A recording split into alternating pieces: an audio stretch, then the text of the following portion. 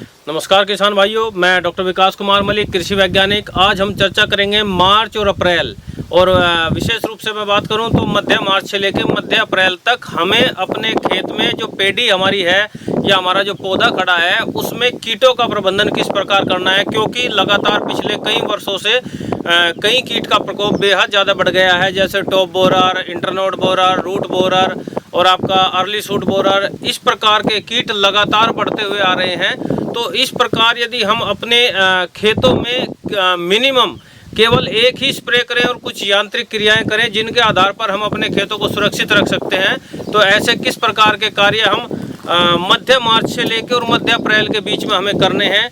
और इस समय, क्योंकि वर्तमान जो समय चल रहा है, इस वर्तमान समय पे में हमारे गन्ने की फसल पर एक नहीं, एक साथ 5-5 कीट अपनी जो पीढ़ियां हैं उसको चला रहे हैं।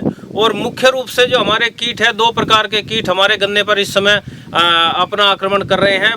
पहला है बेधक कीट और दूसरा है चूसक कीट। बेधक कीट में आपका early shoot borer, top borer और जड़ बेधक, रूट बोरर, ये तीनों कीट आपके बेधक की श्रेणी में आते हैं और जो पौधे को काटकर खाने का काम करते हैं।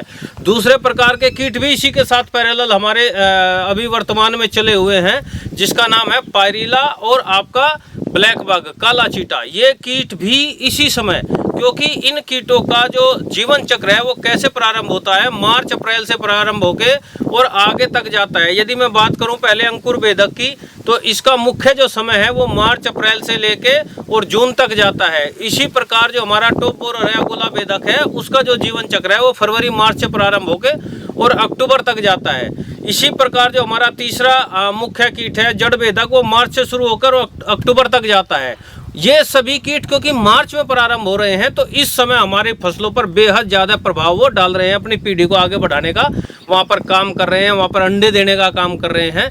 और इसी के साथ साथ पैरेलल हमारे 2 कीट और चले हुए हैं, जो जिसमें मुख्य रूप से पायरिला और आपका ब्लैक बग, काला चीटा है। तो इस प्रकार यदि हम अपने फसल को हमें बचाना है तो क्या महत्वपूर्ण कार्य करने होंगे कि हम कम लागत में अधिक हमारा लाभ हमें मिल सके, कम लागत में ही हम अपनी फसल को बचा सके। इसके लिए हमें सजग रहना होगा और समय सबसे महत्वपूर्ण है, किस समय क्या कार्य करना है। हम यांत्रिक कार्य भी करेंगे और हम केमिकल का भी इस्तेमाल करेंगे। हम समेकित कीट प्रबंधन का इस्तेमाल करेंगे। समेकित का मतलब है कि हमें जिस प्रकार से भी हम अपने कीट की जो पीढ़ी है उसे हम कम से कम अपने खेत में कर सकें, मिनिमम कर सकें, ताकि वो हमारी फसल को नुकसान कम से कम पहुंचा सके। ऐसी परिस्थिति की यदि हम बात करते हैं तो हमें शुरू से और लास्ट तक क्या क्या कार्य करने हैं और कि मात्र एक ही स्प्रे में हम किस प्रकार, यहाँ पर जो ये मुख्य कीट है और इसमें सबसे मुख्य कीट है अगोला बेधक, टॉप बोरर, उसकी प्रथम ब्रूड को हमें किस प्रकार रोकना है उस पर हम यहाँ पर फोकस करेंगे। उसी के साथ साथ हमने जड़ बेधक की और अर्ली शूट बोरर की, पायरिला की और आपका ब्लैक बग की, इन सब का भी प्रबंधन हम किस प्रकार करेंगे इस पर आज हम चर्चा करते हैं। सबसे महत्वपूर्ण पहला बिंदु आता है आपके खेतों में, वर्तमान में आपके खेतों में आप अर्ली शूट बोरर और जो टॉप बोरर है, मुख्य रूप से टॉप बोरर के अंडे आपके खेतों में हैं और उन अंडे की उपस्थिति कहाँ है, वे मिलते कहाँ हैं।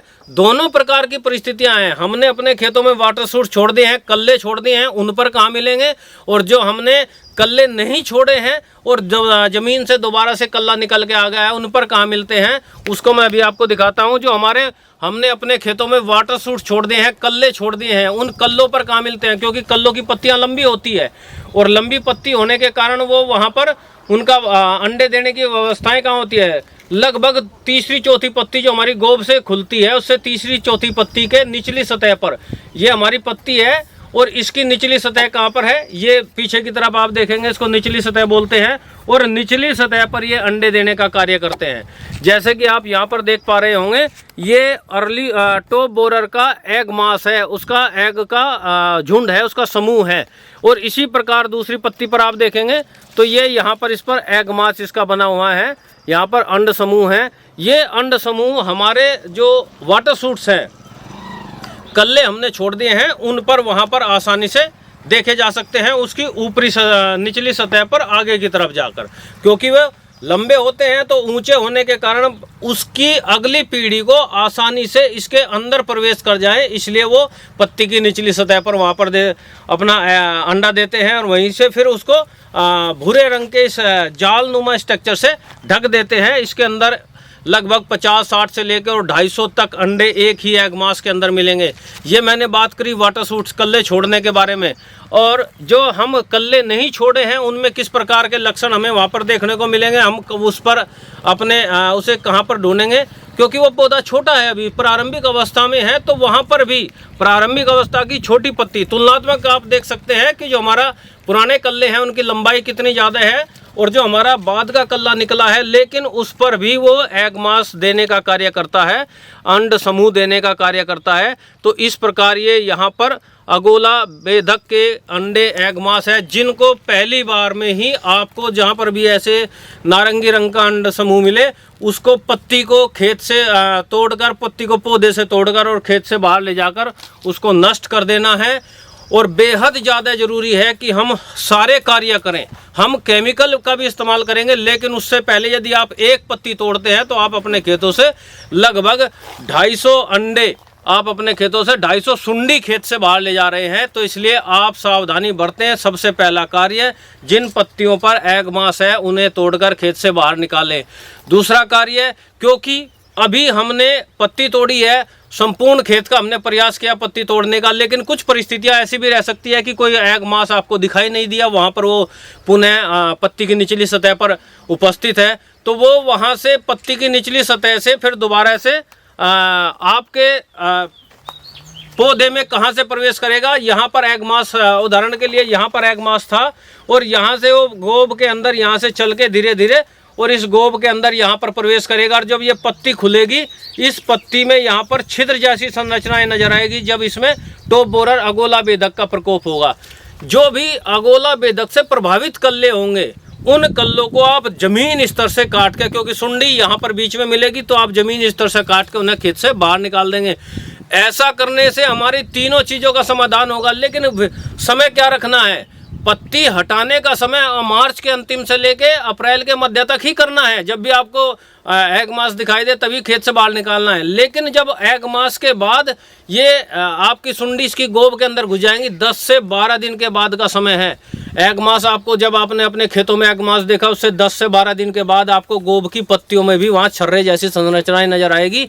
इस प्रकार के जो कल्ले हैं टॉप बोरर के, उनको भी आपको जमीनी स्तर से काट के निकालना है। यदि आपके खेत में अर्ली सूट बोरर का प्रकोप है तो एक बीच वाली गोब ही सूख जाएगी, क्योंकि वो बीच से इसको काट देगा और आपकी गोब ये खींचेंगे तो इसमें से खींच के निकल के आएगी और उसमें एक सड़न रहेगी, जिससे आप समझ जाएंगे कि आपके खेत में अर्ली सूट बोरर का प्रकोप है। और इसी प्रकार यदि रूट बोरर का भी प्रकोप होता है तो भी आपकी गोब वहाँ पर सूख जाती है और आप आसानी से खींचेंगे तो खींच जाएगी। इस प्रकार यदि तीनों आपका early shoot borer, root borer और टॉप बोरर के कल्ले प्रभावित हैं, उनको आप जमीन स्तर से काट के और खेत से बाहर ले जाकर नष्ट कर देंगे, ताकि आपके खेतों में यांत्रिक विधियों द्वारा ही हम आगे कीट को बढ़ने से रोक लें। ये सबसे महत्वपूर्ण बातें थी कि हमें यांत्रिक विधि से इनको रोकना है। लेकिन यदि हम अपने खेतों में पहचाने कैसे कि ये तो एग मास की पहचान हुई, वो सुंडी की पहचान हुई, गोब के अंदर है, आपने चीर के देख लिया। एडल्ट की पहचान कैसे करें, उसके जो मोथ है, जो उसकी बटरफ्लाई तितली है, उसकी पहचान कैसे करें, उसके लिए 2 सबसे अच्छे विकल्प है। पहला विकल्प है कि आप अपने खेतों में लाइट ट्रैप लगाएं, अर्थात बल्ब लगाएं। बल्ब लगाने से सभी प्रकार के कीट उस पर आकर्षित होते हैं। जैसे जैसे शाम होती है आपका बल्ब जलेगा। यदि वहाँ पर लाइट की व्यवस्था नहीं है तो चार्जेबल बल्ब आता है, आप उसको इंस्टॉल करें, उसको लगाएं और उस बल्ब के नीचे कोई भी बर्तन रख दें। और बर्तन रखेंगे तो रात्रि के समय जैसे ही सूरज अस्त होता है तो लाइट, जो हमारा बल्ब है, उसकी रोशनी बढ़ने लगती है, जिससे कीट उसकी तरफ आकर्षित होते हैं और हमारे इन सब बोरर के कीट उसकी तरफ आएंगे, उस बल्ब पे नहीं बैठ पाएंगे। नीचे हमारा बर्तन है जिसमें हमने दवाई और पानी डाल रखा है, उसमें वो गिरेंगे तो आपको वहाँ पर सुबह अगले दिन आप देखेंगे तो वहाँ पर मृत पाए जाएंगे, मरे हुए मिलेंगे। उनको आप देखकर पहचान जाएंगे कि आपके खेत में top borer, early shoot borer, root borer, pink borer किस प्रकार के कीट का अटैक हुआ है। पहला आपका सिद्धांत ये है कि आप प्रयास करें कि आप अपने खेतों में लाइट ट्रैप अवश्य लगाएं। इसी के साथ साथ यदि लाइट ट्रैप की व्यवस्था नहीं बन पाती है तो अपने खेतों में जैसे आप यहाँ पर देख रहे हैं, इस किसान भाई ने यहाँ पे लगाया है फेरोमोन ट्रैप। इस फेरोमोन ट्रैप के अंदर यहाँ पर एक ल्यूर लगता है, उस ल्यूर के माध्यम से हम उसको देख सकते हैं कि इसमें मादा का इसमें खुशबू होती है, सारे नर इकट्ठे इसकी तरफ आकर्षित होते हैं और वे यहाँ पर इस पर नहीं बैठ पाते क्योंकि यहाँ पर मादा नहीं है, फाल्स स्मेल है और उसकी केवल गंध यहाँ पर उपस्थित है। वे इसके अंदर डलते हैं और यहाँ पर एकत्रित होने शुरू हो जाते हैं। आप अगले दिन 2 दिन बाद जैसे भी आप उसमें देखेंगे कि आपके यहाँ पर इसमें मोत इकट्ठा होने शुरू हो गए हैं। तो इस प्रकार के जब कीट आपके खेतों में आने शुरू हो जाए तब हमें तुरंत अलर्ट हो जाना है कि हमें अपने खेतों में पेस्टिसाइड का इस्तेमाल कर देना है। पहले तो आप प्रयास करें कि यदि आप फेरोमोन ट्रैप से ही अपने खेतों में कीट को नियंत्रित करना चाहते हैं तो उसके लिए आप 1 एकड़ में कम से कम 10 फेरोमोन ट्रैप लगाएंगे, तभी वो 20-30 मीटर की दूरी पर आप एक ट्रैप लगाते हुए चले जाएंगे। तब वहाँ पर जितने भी उसके नर मोत है वे सभी उसकी तरफ आकर्षित होकर आएंगे। तो लगभग 50 मीटर के दायरे या 100 मीटर के दायरे तक के सारे कीट उसके अंदर आ जाएंगे, नर कीट। और नर कीट आ जाने के कारण तो आगे अपनी पीढ़ी नहीं बढ़ा पाएंगे, जिस कारण से आप उसको आसानी से कंट्रोल कर सकते हैं। ये सबसे महत्वपूर्ण है आज का जो समय है। यदि आप फेरोमोन ट्रैप से कंट्रोल करना चाहते हैं, और एक और चीज़ मैं इसके साथ जोड़ना चाहूँगा, इसके अंदर जो ल्यूर लगता है वो एक ही कीट का लगता है, क्योंकि हमारे यहाँ जो सर्वाधिक प्रकोप है वो टॉप बोरर का है, अगोला बेधक का है। आप इसके अंदर जो ल्यूर स्थापित करें वो हमेशा टॉप बोरर का करें यदि आपके खेत में टॉप बोरर का प्रकोप ज़्यादा है। यदि आप internode borer, early shoot borer का करना चाहते हैं तो उसके लिए अलग डिफरेंट प्रकार का ल्यूर इसके अंदर लगेगा। एक रबड़ का छोटा सा गुटका लगता है जिसमें स्मेल आती है, वो अलग कीट का अलग प्रकार का उसमें ल्यूर लगता है। तो इसलिए आप यहाँ पर जो मैं अब इस समय मुख्य रूप से बात कर रहा हूँ, हम टॉप बोरर की पीढ़ी को कंट्रोल करने के लिए सर्वाधिक यूज होने वाली चीज़ है कि आप अपने खेतों में फेरोमोन ट्रैप लगाएं। ये केमिकल नहीं है, ये एक ट्रैप है जो अपने तरफ कीट को आकर्षित करता है और इसके अंदर वो इकट्ठा होते रहते हैं, ताकि वहाँ पर सारे नर इकट्ठा हो जाएंगे तो मादा आगे पीढ़ी उसकी नहीं बढ़ा पाएगी। दूसरा सबसे महत्वपूर्ण बिंदु, केवल हमने पत्तियों को रिमूव किया है, वाटर शूट्स जो प्रभावित कलने हैं उनको खेत से बाहर निकाला है, हमने अपने खेतों में लाइट ट्रैप लगाया है, हमने अपने खेतों में फेरोमोन ट्रैप लगाया है। इसके साथ साथ बिल्कुल हमें कोई भी अब की बार गैप नहीं देना है कि हमारे खेतों में इन कीट की, इन बोरर की इतनी पीढ़ी बढ़ जाए कि हमें आगे जाके कंट्रोल करना मुश्किल हो जाए। तो इसलिए हम प्रारंभिक अवस्था से ही इनको नियंत्रित करना शुरू करेंगे। तो सबसे पहले, क्योंकि हमारे यहाँ top borer, early shoot borer या हमारा रूट बोरर की जो मौत है उसको कंट्रोल करने के लिए आप इमीडा 17.8 SL 1 ml प्रति लीटर पानी की दर से आप घोल बनाकर इस्तेमाल करेंगे। और इसी के साथ जो हमारे चूसक कीट है हमें उन्हें भी नहीं छोड़ना है। वर्तमान में उनकी पीढ़ियां हमारे यहाँ पर चल रही है। पायरिल्ला भी आपका अप्रैल मई में आता है और लास्ट तक रहता है, और आपका काला चिट्टा अप्रैल मई में आता है और आपका जून तक रहता है। मुख्य रूप से प्रभावित करने का समय पायरिल्ला तो बल्कि अप्रैल से प्रारंभ होकर अक्टूबर तक जाता है, अगले साल भी कंटिन्यू कर सकता है। तो ऐसी परिस्थितियों में आप यहाँ पर हमें रसायनों का क्या प्रयोग करें कि ये पांचों के पांचों कीट एक साथ हम नियंत्रित कर सकें। जो आपके मोथ थे, जो सल्ब थे, उनके नियंत्रित करने के लिए मैंने बताया इमिडा क्लोरोपिड 17.8 SL 1 ml प्रति लीटर पानी की दर से इस्तेमाल करेंगे। इसी के साथ जो हमारे चूसक कीट है, पायरिल्ला है, पहले तो प्रयास करें आप अपने खेतों में देखें कि पायरिल्ला का कोई पैरासाइट तो नहीं है, क्योंकि पायरिल्ला का पैरासाइट भी उसके साथ आता है, वो उसको नियंत्रित कर सकता है। लेकिन यदि उसकी संभावना नहीं है, वो उपस्थित नहीं है, और ब्लैक बग का भी आपके खेतों में प्रकोप होने की संभावना है या प्रकोप हो रहा है, तो ऐसी दशा में प्रोफेनोफोस प्लस साइपर, प्रोफेनोफोस 40% प्लस साइपर 4% का 2 ml प्रति लीटर पानी की दर से घोल बना के स्प्रे करना है।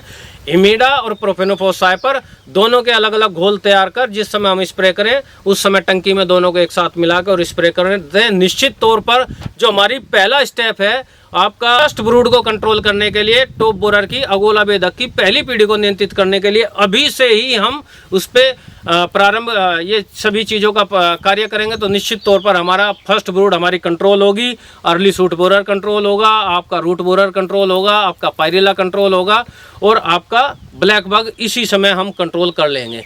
ये पहला स्टेप है। अब की बार हम जो अगोला बेधक है, टॉप बोरर है, जिसका पश्चिम उत्तर प्रदेश में सर्वाधिक नुकसान इस बार उसने किया है, उसको हम स्टेप बाय स्टेप हम करते रहेंगे। फर्स्ट ब्रूड को ही कंट्रोल करने के लिए हमने ये इसमें प्रयोग किए हैं कि इसमें हमने पत्ती को हटाया, हमने वाटर शूट्स जो प्रभावित कर ले हैं उनको हटाया, उसके बाद हमने केमिकल पे गए। अगली ब्रूड, सेकंड ब्रूड आने के बाद हम पुनः नए केमिकल के साथ में इसके साथ आएंगे कि किस प्रकार हमें इसको सेकंड ब्रूड को फिर रोकना है और क्या केमिकल किस समय इस्तेमाल करना है। उसके लिए फिर पुनः आप लोगों से मुलाकात करते हैं। तब तक के लिए नमस्कार, धन्यवाद।